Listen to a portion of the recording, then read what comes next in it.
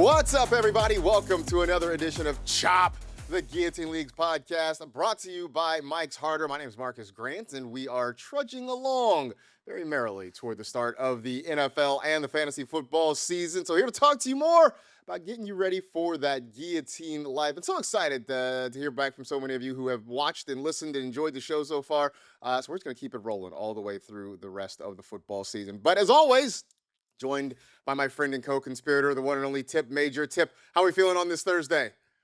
I'm telling you, Marcus, it is countdown time. I've been counting down since day 29. And it's just, it's continuing to get shorter. And that's what we want because we want to get closer to football, right? It is. And it's funny, too, because, if you watch NFL Network, on the bottom ticker, there's a countdown where every day it's like 170 some odd days till Super Bowl. And I'm like, hey, man, let's just get to week one first. Right. Dessert is always going to be there. Let's at least get some appetizers, right? I need some calamari or some, mozzarella sticks before we start getting to dessert, at least. Anyway, I got a lot to talk about on the show today. We got some news headlines. We're going to talk about some week one schedules because that is important in a series of 1 week seasons. Might as well talk about week one plus some tips. Before we get to the news, though, I want to let you know that if you haven't gotten into the fantasy life, we are welcoming you at any point. You can go over to fantasylife.com. There's plenty of great content there for the low price of free $99. But in case you want to step your game up this year and subscribe to Fantasy Life Plus, we got you. You can save 10% on any tier of your Fantasy Life Plus subscription just by using the promo code CHOP. Just like you see, just like it sounds, CHOP. That is the promo code to get you 10% off any tier of a Fantasy Life Plus subscription. It's the goods, right, Tipp? That is absolutely the goods. Look, they're over there giving away 10% off on a subscription like that. That is prime time. You better do it before the 9th of September because you don't want to miss out on this. Do not miss out. Great content from a lot of great, smart people who do a lot of really great, smart work. All right, let's get into some news headlines because things have happened since the last time we spoke to you earlier on in the week. The first one being Ja'Marr Chase missed practice on Wednesday. On Tuesday, took a really awkward landing on a throw by Joe Burrow and was down for a moment before limping off to the side of the field. Did not practice on Wednesday. Now, Ja'Marr Chase says he's okay, that he just needed a little bit of rest. He should be fine. He's expecting to be ready to go for week one. We're talking, though, about one of the premier offensive players in the NFL, a guy who's going probably in the top 3 of most drafts, regardless of format around fantasy football. Where are you, or at least where were you, on the freak out meter when this news hit? It hit too close to Ashton Genty's freak out. You're still mourning Genty, right? Right. It's like, can I get over that before you hear the word hyperextensions and knees and stuff like? It's like and then you go out and see it. It didn't look great. But then you saw him walking off. Then you saw the press conference after that. He was by his locker or in the locker room saying, I'll be okay. It's one of those things that you did. I did freak out because, it was so close to that Ashton Genty thing. And then I was like, oh my gosh, I just went ahead and drafted Ja'Marr Chase over Bijan Robinson in last week's, Guillotine League. And I was just like, oh, here we go. It's like I can't ever have anything good when it comes to drafting these Bengals. So, but the injuries, Marcus, they have been crazy. And I got a question for you. Mm-hmm. So what do you think that we have, or not we, but how do you think that we fix, or it could be fixed, these football injuries? I know it's football. It's easy to say, just don't get hurt. But man, it's just, it's happening quite too frequently. And we haven't even seen real football on the field yet. The best way to not get hurt playing football is to not play football. I think that's really it. I know it sounds trite, but that really sort of it. It is a violent game. Like, you have some sports are contact sports, right? Basketball is a contact sport. Football is a collision sport where you have really large, strong, fast men running into each other repeatedly over and over again. Injuries are inevitable. I know that's why people say, well, the preseason, we should skip it, or guys shouldn't play. I'm just like, injuries are just going to happen as long as you play football. And I know it stinks. It stinks obviously more for the player going through it. It stinks for us playing fantasy. There's there just is no way. The only way to avoid injuries in football is to not have football, but we aren't ready to have that other part of the conversation yet. So that's all that is. All right, over to Green Bay, where the Packers are preparing, in the words of General Manager Brian Gutekunst, for a Josh Jacobs suspension. He was dealing with allegations of domestic assault in the offseason. Now, no punishment has come down from the league just yet. In fact, his case is still sort of making their way through the legal system. But for you, when you look at this, Josh Jacobs still going fairly early in drafts. I took him in the second round of the draft we did last week. Should he be falling, and how far should he be falling? You know, we're talking guillotine here. So you got to be really, really careful because one game suspension can put you one game in elimination, especially for a player that dynamic who you're drafting early. So, you know, I like to deal in absolutes, and we just don't know what the deal is right now. So if you go out there and you get somebody like Josh Jacobs or a Puka Nacua. Well, Puka Nacua is a little different, but Josh Jacobs, go out there, get a Marshawn Lloyd, go ahead and, you know, go spend the money on a backup for that player or a draft pick on that player, because you can immediately just slot him right in if Josh Jacobs does miss that. So that is one player that I'm looking, if you're doing drafts right now, if you feel like, hey, I can go ahead and get Josh Jacobs, and you take the dip, then you can, at that point, just say to yourself, hey, I'm going to go with this player who I think, yes, can get suspended, but I have his backup. So you just put yourself in a little bit more of a comfortable spot. Yeah, you may have had to go up a draft pick or go, draft a player that you maybe didn't have on your radar, but you should have had Marshawn Lloyd on your radar all along, just because of Josh Jacobs, his affinity to sometimes get injured and dealing with this. Yeah, I think that's the kind of the big thing, right? Marshawn Lloyd is a name that was starting to get some more traction. He was coming off the board in later rounds anyway, but maybe this does move him up in guillotine leagues. Not so much in redraft leagues, but in guillotine leagues, maybe this moves him up a little bit. I'm curious to see if we see Josh Jacobs kind of falling down a little bit. We talked earlier about how many running backs are going in the early rounds of drafts. You do start to wonder, though, if Jacobs falls down the board a little bit as we get more news potentially of any suspension that's going to happen. And I think to your point, though, you mentioned Puka Nacua. I think Puka Nacua is sort of in the same boat because there's definitely a lot of chatter that he could miss some time, maybe even that week one game in Australia against the 49ers. As we learn more, if you have not yet done your drafts, it gives you a chance to kind of readjust your draft board a little bit. Kind of news, kind of some scuttlebutt, some rumblings out of Washington.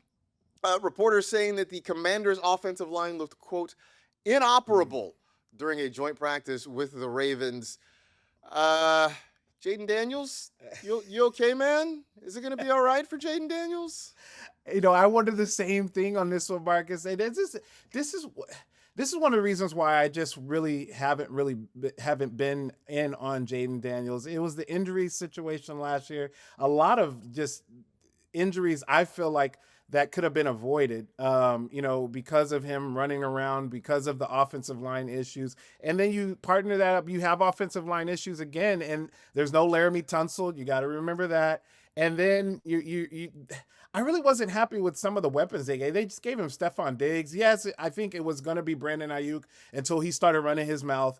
But Stephon Diggs, it just wasn't enough. And Chickasam Nkonkwo, I like. But it's like Stephon Diggs, Chickasam Nkonkwo, those two guys, they're going to have to move Chickasam all over the field. And I don't know if they're going to be able to do that with this offensive line issues that they're having. So I'm definitely worried about that. I've been steering away from Jaden Daniels. I know the talent is there, but I need to make sure that the offensive line is set and it's good for him. Now, this also can speak to how good the Ravens defense has looked as well with Trey Hendrickson.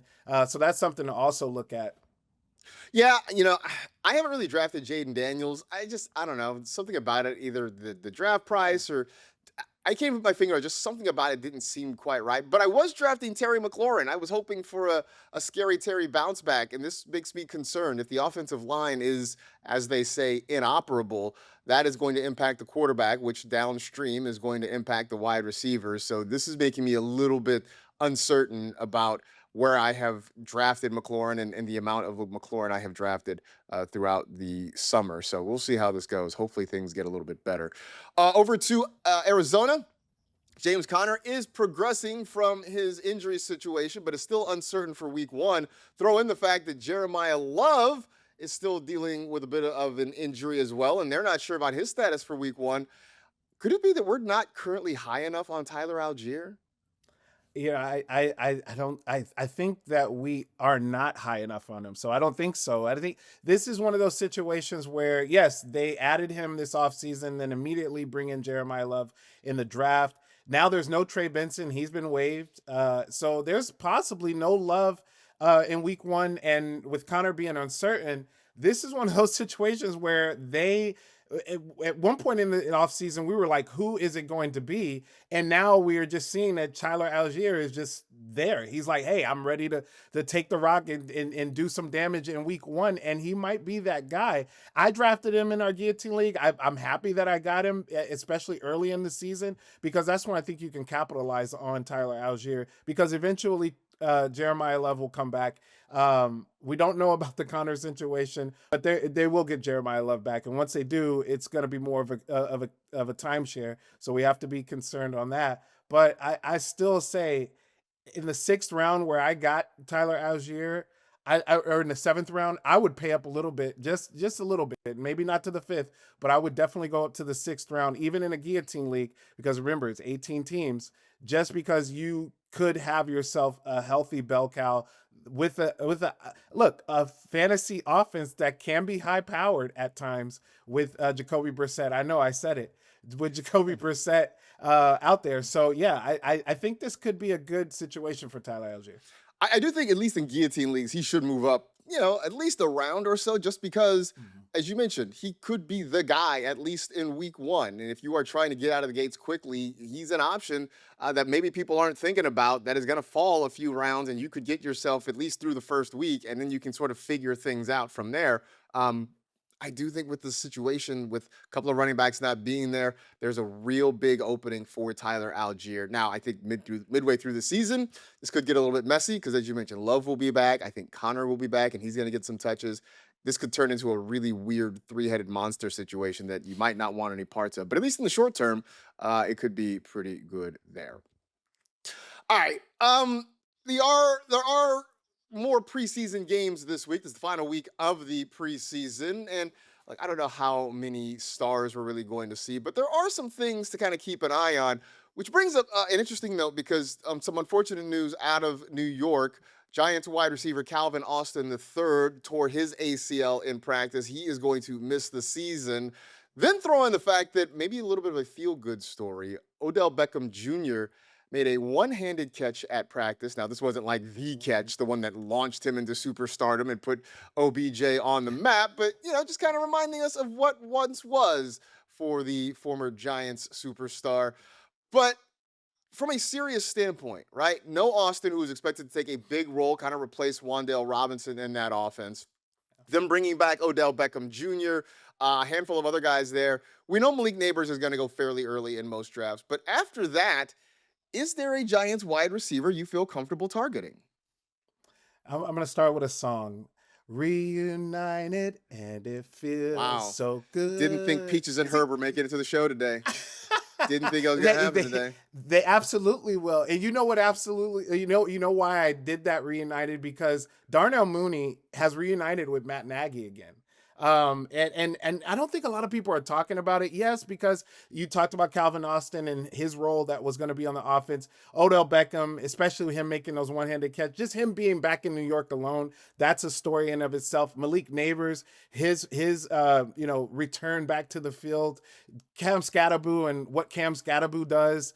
this team has a lot to talk about out there in New York, and I think it's one of those things with Darnell Mooney that's gone a little bit under the radar. Now, I know Darnell Mooney has been a disappointment the last couple of years, but reuniting him with Matt Nagy, and the Matt Nagy likes to push the ball downfield. Darnell Mooney, back when he was in Chicago with Matt Nagy, the first 2 years of his career, he averaged 71 receptions and 4 touchdowns. Now, I know the 4 touchdowns, you're like, yeah, whatever. But the 71 receptions is something to talk about. And getting the ball downfield, Jackson Dart has a great arm. He can do he can make those types of throws. I think that Darnell Mooney, if you're looking for a late round flyer, especially in the Guillotine League, when it starts to get a little murky with some of these players, well, why not give Darnell Mooney a shot? Well, and I think the thing to remember about Darnell Mooney last year is that we found this out way too late. He wasn't healthy. A lot of people criticized him for not playing well. Certainly, statistically, the numbers didn't look very good, and everybody wondered, well, what's wrong with Darnell Mooney? And then, late in the season, the Falcons came out and like, oh yeah, by the way, he broke his collarbone during training camp. We're like, oh, that would have been good information to know before now. So now that he's out of that situation, now that he's hopefully healthy again, and as you mentioned, he's reunited with Matt Nagy, maybe this does mean something good for Darnell Mooney. I know we're still trying to find other pass catchers, other options in that Giants passing game after Malik Neighbors. If you squint really hard, you can tell yourself a story about Isaiah Likely. Darnell Mooney is there. Darius Slayton, who they keep trying to get rid of Darius Slayton, and he just keeps showing up. It's like they seem to not like him. They seem to try to push him out of the offense. And then he'll show up with one of those weeks where he's got like 7 catches for 85 yards and a touchdown. And you're like, oh, yeah, he can still do things.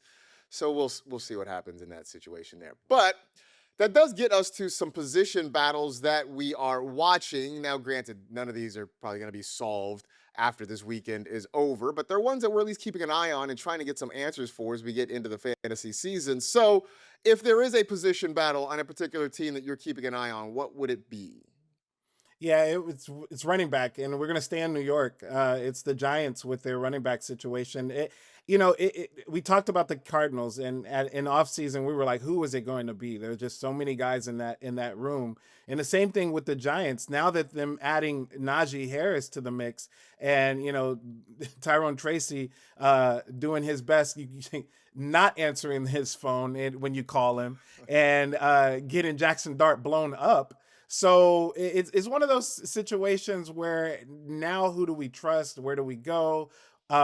If I'm in Guillotine, I'm avoiding the situation altogether. I'm not looking at it, but I will monitor it, over the course of the next couple of weeks, because remember, if one of these players do get put on the waivers, or if there's an injury that happens or something else, one of these players are not on the team, then you may have a little bit more clarity. Then you can use some of that fab budget to maybe get one of these players, because I think one of them will become dynamic for fantasy. It's just right now I don't want to play the roulette game. No, I get you, right? And we talked earlier in the week about Tyrone Tracy and asked the question, might he even not be on the roster considering what's happened with him in the preseason, missing a key block that got Jackson Dart blown up, fumbles, that sort of thing. Devin Singletary has been a nice back in his career, but nobody really believes he can be a number one. The problem is Cam Scatterboo is likely to, backflip off the Empire State Building or something, just as a TikTok prank. So, you need some sort of backup there. It is a murky situation there for Big Blue. Somebody, as you mentioned, is going to take the lead.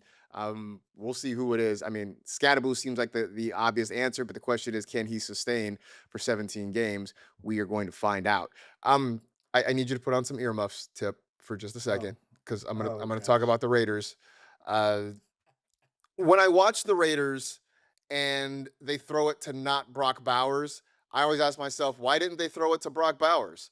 But in the spirit of actually, coordinating an offense, scheming up an offense that is going to keep defenses off guard, that means occasionally you have to throw to not Brock Bowers. So when they do that, who's getting the ball? Who is the wide receiver one in Las Vegas? Trey Tucker comes back. He had the second most targets on the team with 94 last year. Is he the number one wide receiver? Is it Jack Besh, the rookie they drafted a couple years ago, who they think could take a big step forward this year? Is it Jalen Naylor, who they brought in from Minnesota, had 53 targets last season with the Vikings? Who's going to take the lead? Jacoby Myers, last year before he got traded was sort of that guy, but then they sent him over to Jacksonville. There's no doubt in my mind that Brock Bowers is going to have 130, maybe 140 targets the way this offense is set up this year. That seems very much in the realm of possibilities, but other guys are going to have to catch the football.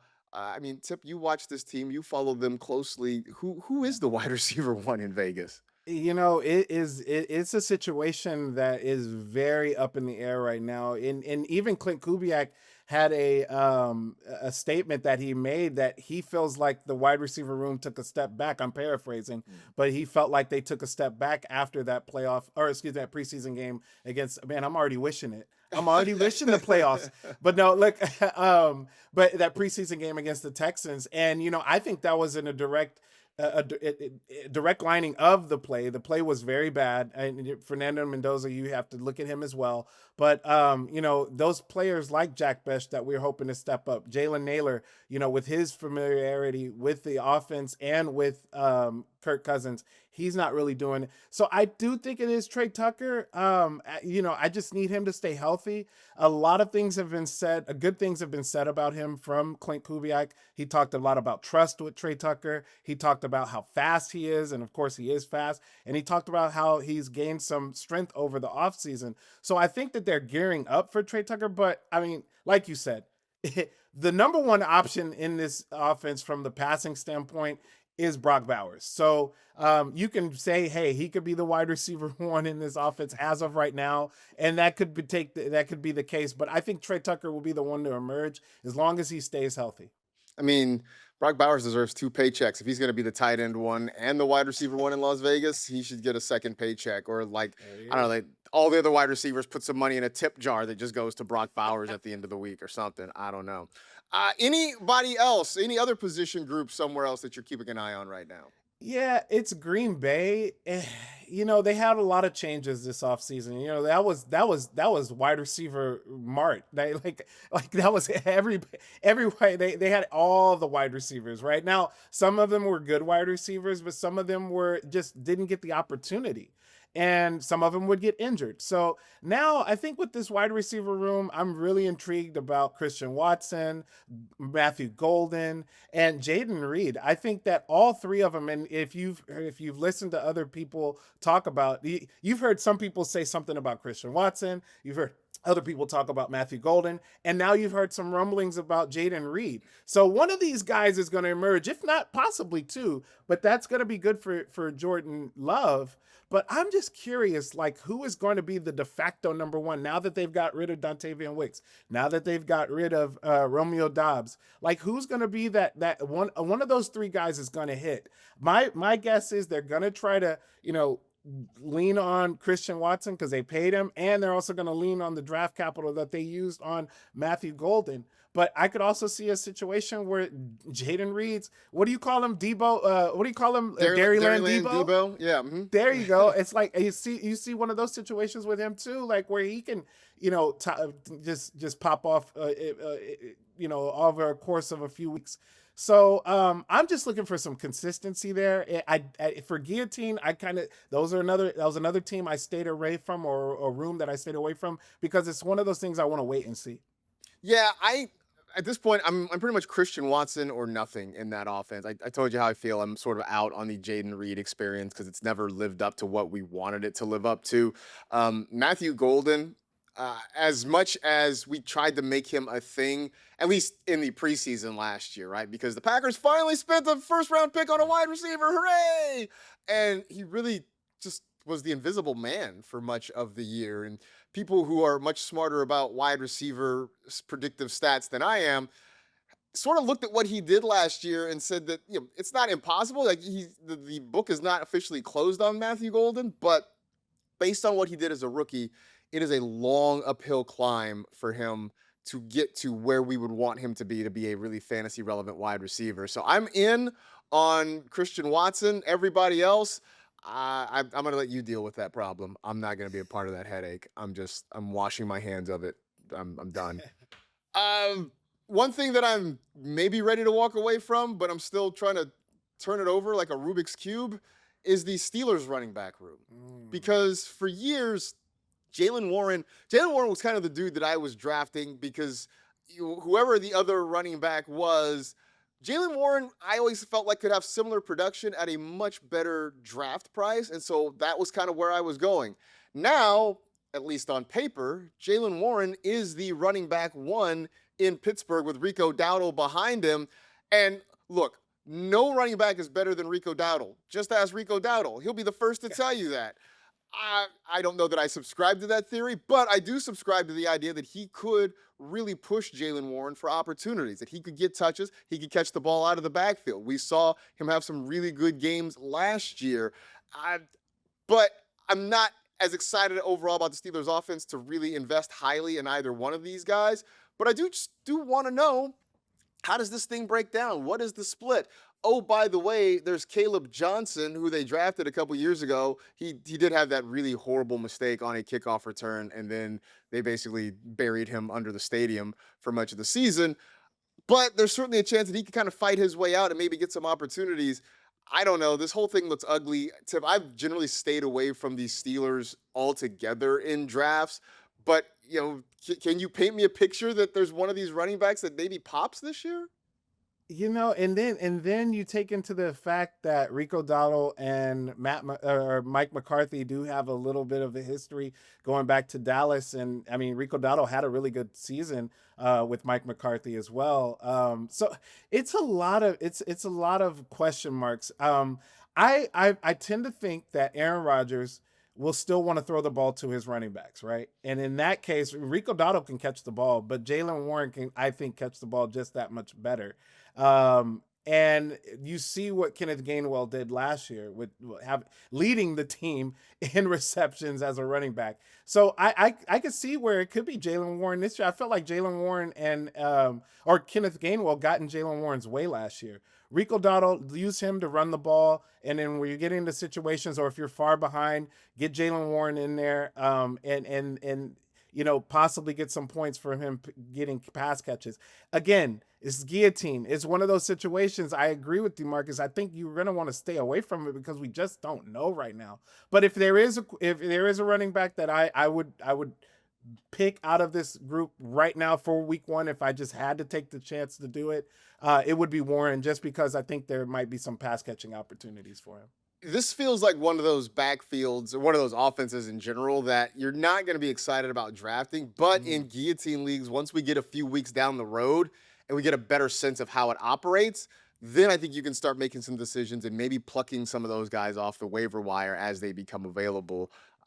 I don't want to have to figure it out the first 2 or 3 weeks of the season. I'll let it play out, and then I can make a decision on what I think is going to happen, and then I will plan and add accordingly from there. A lot can change in 5 years, but the price of your internet will not with Xfinity's 5-year price guarantee. Sports are unpredictable. Your internet price shouldn't be. Get a reliable price for a reliable connection, 5 years on the most reliable fiber-powered Wi-Fi with our best equipment. All in means all in. Get everything you need included: data, equipment, and the most reliable Wi-Fi. Lock in 5 years of predictability. 5 years, the same price, no contracts or commitments. Learn more at xfinity.com. Restrictions apply. Select plans only. So, guillotine leagues are a series of 1-week seasons, 18 of them to be precise, but it all starts with week one. So figure everybody's playing in week one. Everybody has hope in week one. We're going to tell you if you should have more or less hope based on some of the guys on your roster as we go through the week one NFL schedule. Now, we're not going to do game by game. That'd be a whole show. That'd be ridiculous. We're not going to do that. But we are going to pick out, based on the top 3 positions: quarterback, running back, wide receiver, guys who have good schedules, maybe not the best, or bad schedules, maybe not the worst, but ones that you should be paying attention to based on who you're drafting, based on who you may have on your roster, and based on who they are playing in week one of the season. So let's start at the quarterback position. Tip, who is a quarterback with a good schedule? Yeah, it's Lamar Jackson. I really like his opportunity going against the Colts, and I go back and I look at back in 2021 he played against the Colts, had 4 touchdowns, and that was it. Other than the other 2 times he played against them was in 2020 and in 2023. He didn't have any touchdowns. He looked pedestrian at best from the passing standpoint. I think that this offense, I'm really, really, really excited about this offense with Declan Doyle. I'm really excited about Jakobi Lane. We've talked about him a couple times on the show. I think that Lamar Jackson is going to come out really, really strong. I would dare say back when, what was it, 2019, when he had like that 5 touchdown game against Miami. I'm not going to sit here and say he'll have 5 touchdowns, but I think he puts on a show week 1 and he shows everybody, hey, I'm not only healthy, I'm back. And you wrote me off. I'm back. So I really think Lamar Jackson week 1 against the Colts is a good spot for him. I love being able to draft a guy fairly early, right? Lamar Jackson in a lot of leagues is going to be the QB2 off the board. He's probably going to go late second, maybe early third, depending on your league. Um, it's frustrating when you spend that kind of draft capital on a guy, and then the first couple of weeks the schedule is really really tough because we talked about Josh Allen in that regard. So it's nice to see Yeah. like a guy that you invest in can at least have the opportunity to get off to a quick start. Brock Purdy's not a guy that you were investing highly in when it comes to drafts. In fact, in a lot of leagues, he's probably your second quarterback, but maybe you just believe in the power of Kyle Shanahan that much. Week 1 is not going to be your friend. Not only are the Niners traveling all the way around the world to Australia to play in Melbourne, they're playing the Los Angeles Rams. Now, look, here's the thing. As somebody who watches these games and follows the 49ers, Kyle Shanahan usually goes deep in his bag and he's got something up his sleeve for the Rams. This is a different Rams defense. Their one real Achilles heel last year defensively was in the secondary. They went out and poached some guys from Kansas City. They go get Trent McDuffie. They get Jalen Watson to add to that secondary. So now they've got a couple of really solid corners where they didn't last year. Then they go make a trade for Myles Garrett. And a couple years ago, when the 49ers played the Browns, look, Trent Williams is an all-timer at tackle. He is a Hall of Famer, no doubt about it. It's going to go down as one of the greatest. Myles Garrett gave him hell. And so now he's going to have to deal with Myles Garrett coming out of the gate with the Rams. And oh, by the way, there's a really good chance Aaron Donald could be back and playing and coming out of retirement. So now you've got a ridiculous pass rush up front. You've got lockdown corners out there on the edges. You've got a solid linebacking group. Chris Shula's done a really good job coordinating this defense. I know Kyle Shanahan is probably drawing something up on the back of a napkin. Who knows? He'll maybe asking the flight attendants for extra napkins on his way to Australia so he can draw up some more plays. But the matchup is not good, especially for a guy that, as I mentioned, maybe you drafted him as your second quarterback or you have another option there. I would probably stay away from Brock Purdy in week 1 if I could. So over to running backs. I'm gonna selfishly keep this one here and tell you I like Javonte Williams and the opportunity he's got in week 1 for the Dallas Cowboys. They're taking on the New York Giants, who last year the Giants were pretty good defensively overall. They weren't particularly good against the run, though. That was a thing where they struggled. Running backs had a pretty good season against them. They were able to move the football. And yeah, the Cowboys are going to throw the ball a lot. When you have Dak Prescott and you've got wide receivers like CeeDee Lamb and George Pickens, you're going to put the ball in the air. But we saw Javonte Williams have something of a resurgence last year, or a surgence, just because it never really happened in Denver the way we wanted it to. So, but we saw Javonte Williams have arguably his best professional season last year. And I think that means the Cowboys continue to lean on him in that running game. I know people are talking about Jadon Blue, and I get it. I do think there's some deep sleeper appeal there with Jadon Blue, but this is still Javonte's backfield. And to come out early in the season against a division rival and a chance to maybe establish the run a little bit. Plus, if the Cowboys defense is better, I don't think they're going to be necessarily great, but I don't think they'll be as bad as they were last year. That does take some of the pressure off of Dak Prescott to have to throw the football. So Javonte Williams, I'm glad to see you here. I've been a fan for a long time. I like him a lot in week 1 going against Big Blues defense. But on the flip side of that, who's a running back that might not be so great in week 1? Instead of Quinshawn Judkins, I rather have Jughead from Archie Comics on my team. because because because I tried to make Judkins and Jughead work, and I see. No, I kind I see you working. I see what you're doing there. so look, they're going against the Jaguars, and one thing I can tell you is if you're going against the Jaguars, Jaguars are not just a guy, because people like to say just a guy. They're not that. That run defense is tough. Last year they were the best run defense, and I think that they're going to get off there. Look, I'm not going to sit here and say that the Browns are going to be a complete disaster. I actually think the Browns offense might shock some people, but I don't think it's going to happen in week 1.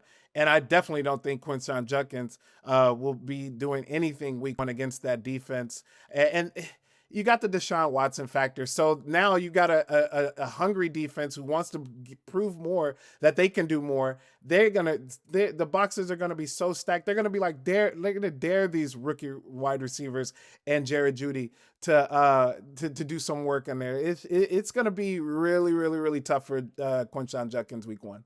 I know you mentioned this, I think last week or earlier this week, about how you can imagine a strand of the multiverse where the Browns offense sort of shocks the world.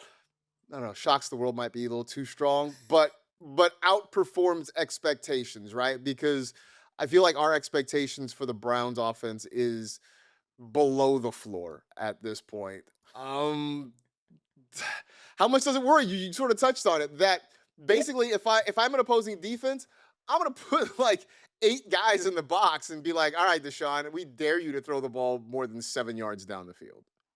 Yeah, and I can see that. I can see the defense doing that and being, saying, "Hey, we're gonna take Judkins out of the game, and we're gonna let Deshaun Watson beat us with his arm." And if he gets into a rhythm, or if he does the opposite of what he's been doing in practice the last couple of days, uh, then they might have to stop stacking the box so much and utilize pass, or stop the pass. So if that happens, it could help Quincy, but I just don't see it happening week 1. This Jaguars team is hungry. I think that they felt like, and Liam Cohen even said it. He was more talking about the offense, but he felt like they left a lot of meat on the bone. So I think that they want to prove year 2 that under Liam Cohen, that was not a fluke. This offense and his defense are here to play and stay.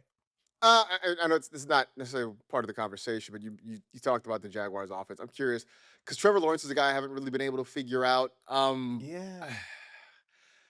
I don't know. Are you in on the Jags offense this year? You talk about Liam Cohen. Does he get things actually up and running down there in Duval?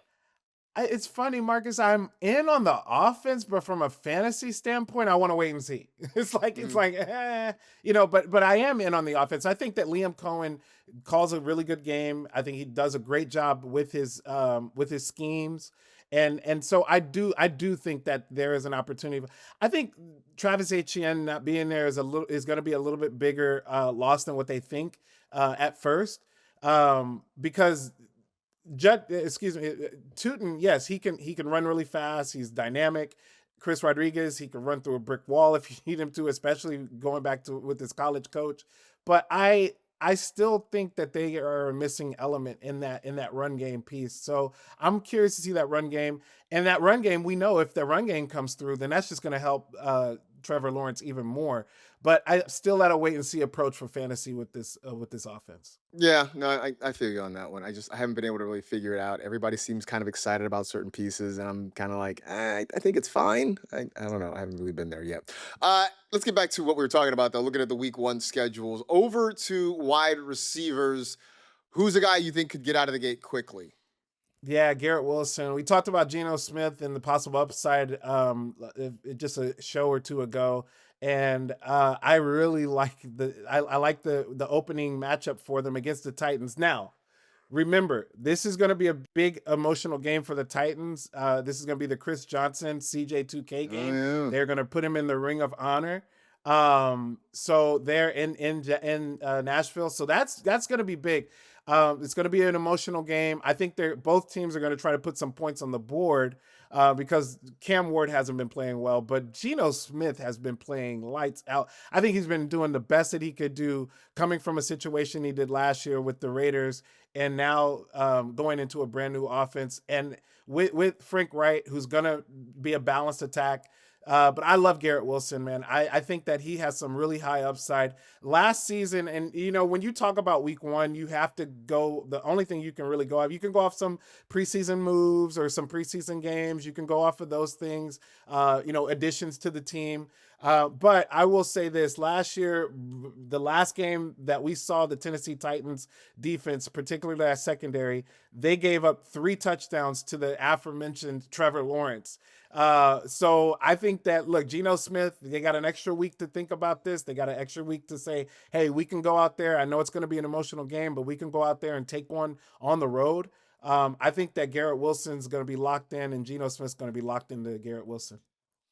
We know what the talent is, right? We know what the talent is for Garrett Wilson. I mean, when he first got drafted into the NFL, we were talking about him as an early second round pick, like as a immediate wide receiver one.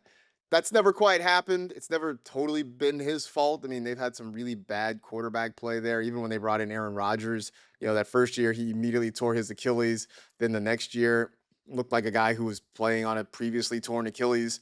Breece Hall, we know, is really talented. I think we all poured a little bit out when the Jets said they were going to keep him around because we wanted him to go be free and prosper somewhere else. Can you imagine a world, Tip Major, where the Jets offense is, dare I say, good? I can't imagine a world that the Jets offense. It's one of these bad offenses is just gonna shock us. And we talked about Cleveland. I think it could actually be the Jets. I mean, they've got a lot of really good pieces. We didn't even talk about Omar Cooper. We didn't even talk about their tight ends. We didn't even talk about Breece Hall, really. I know he's dealing with an injury, but they've got a lot of good players at a lot of good levels on that offense. And Geno Smith, if you give him a solid to really good offensive line, which I think their offensive line is solid, then I think that Geno Smith can rip off some passes, and I think that's what he's going to do. Some of the great mysteries of the universe include where and how did the universe start? Yeah. How did those heads on Easter Island get to where they are? Stonehenge, and why it is that I'm nearly half 100 years old and the Jets have never had a relevant tight end. Ever.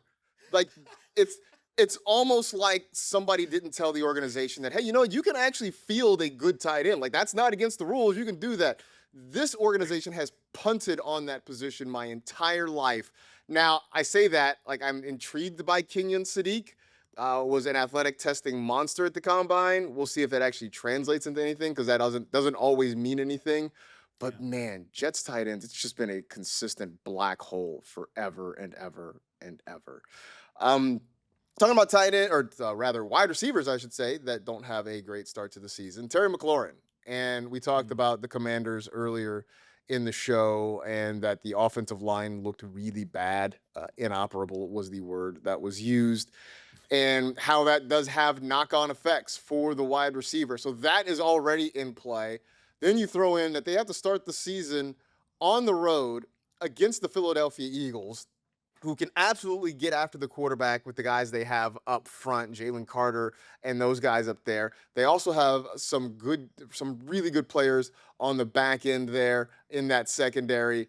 It is not a really good situation for Terry McLaurin. I told you that I was really big on him coming into fantasy draft season. I was taking him in a lot of places, and just based on the reports I'm reading and the start of the schedule, I'm going to tell you that I'm starting to regret that a little bit, Tip, that I has regrets, and I'm wondering if I could get a do-over on some of these, because now I'm concerned that I might be a little heavy on Terry McLaurin across some of my fantasy leagues, and this might not work out the way I want.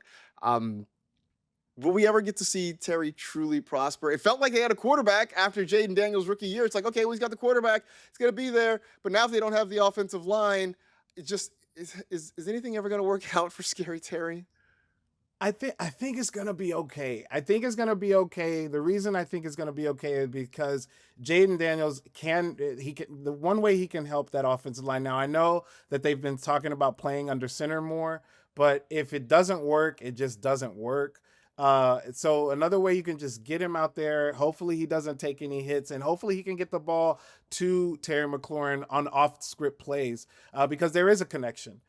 So I do think that will help a little bit, but it is concerning, Marcus. It's concerning the schedule coming out. It's concerning, the offensive line is very concerning. And then you're on top of that dealing with a new coordinator too. So there's a lot of new nuances, new terminology. It's just going to be a little bit of a struggle at the beginning of the season. And you got to think about that in the back of your head, especially if we're doing guillotines. You want to start off as fast and as quick as possible. You don't want to have that looming on you. Is he going to do something in week one where you can also take that step back and look at later weeks? Feeling like the Job Bluth meme. I've made a huge mistake.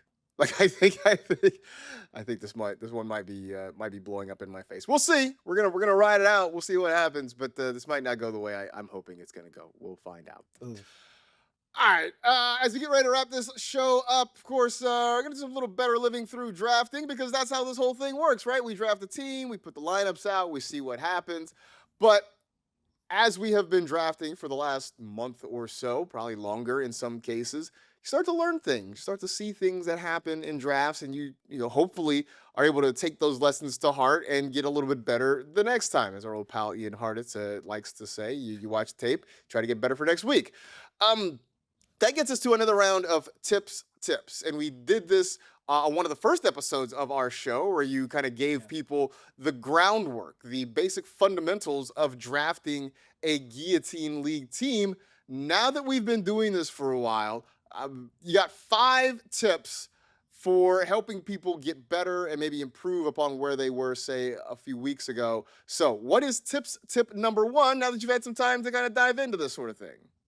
Yeah, no. So have a plan, right? It's always good to have a plan. We know the Mike Tyson Everybody's line. got a plan until they get punched in the mouth. Yeah, that one. There you go.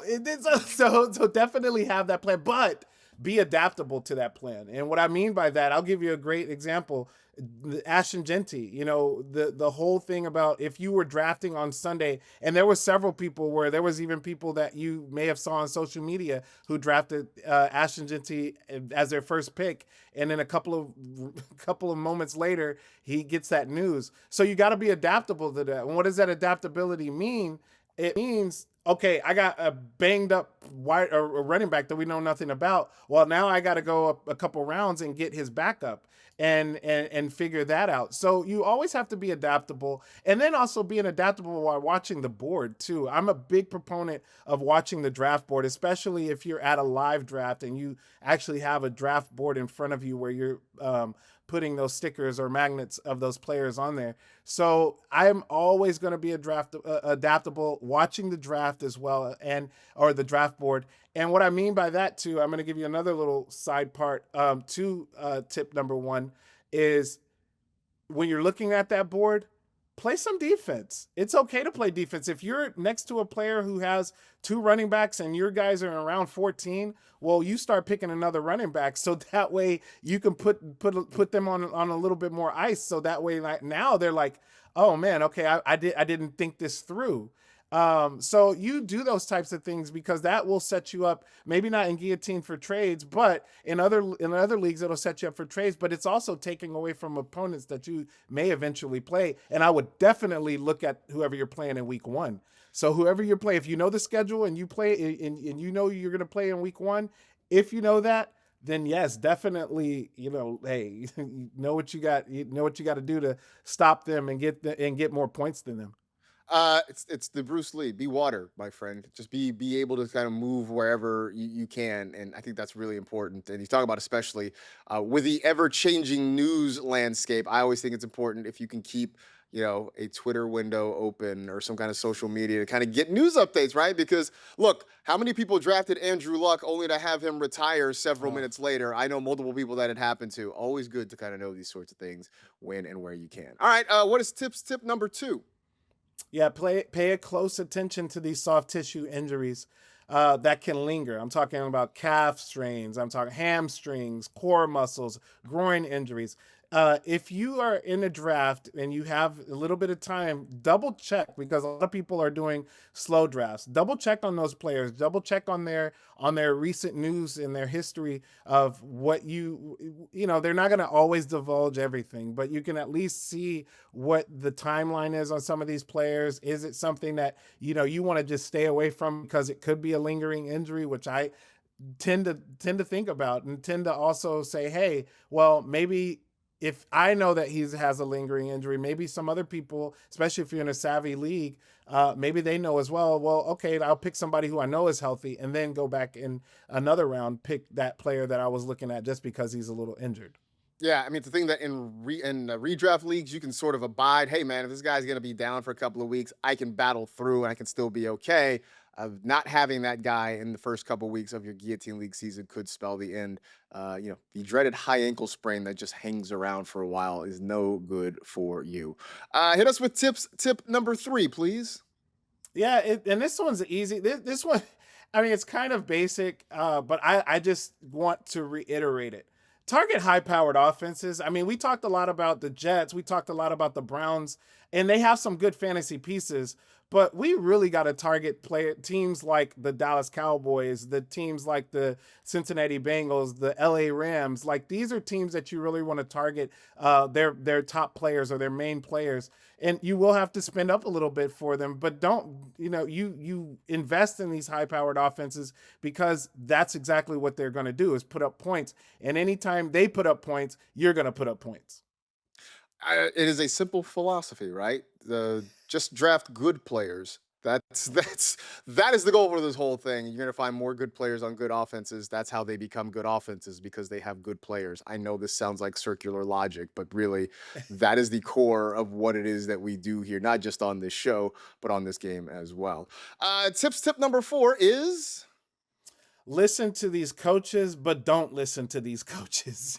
I mean, they will throw you for a loop. You get to know the coaches, get to understand their philosophies, get to know their tendencies. For instance, we know about Sean Payton, right? We know Sean Payton has just a disdain for fantasy football when it comes to the running backs since he's been in Denver.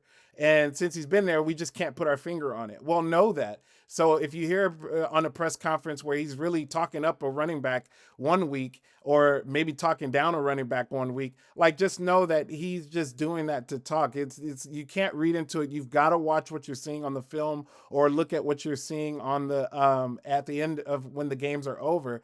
It's just, you got to know what these and then know who you're dealing with too. Sean McVay is usually pretty open. He will tell you how it is and tell you what's going on.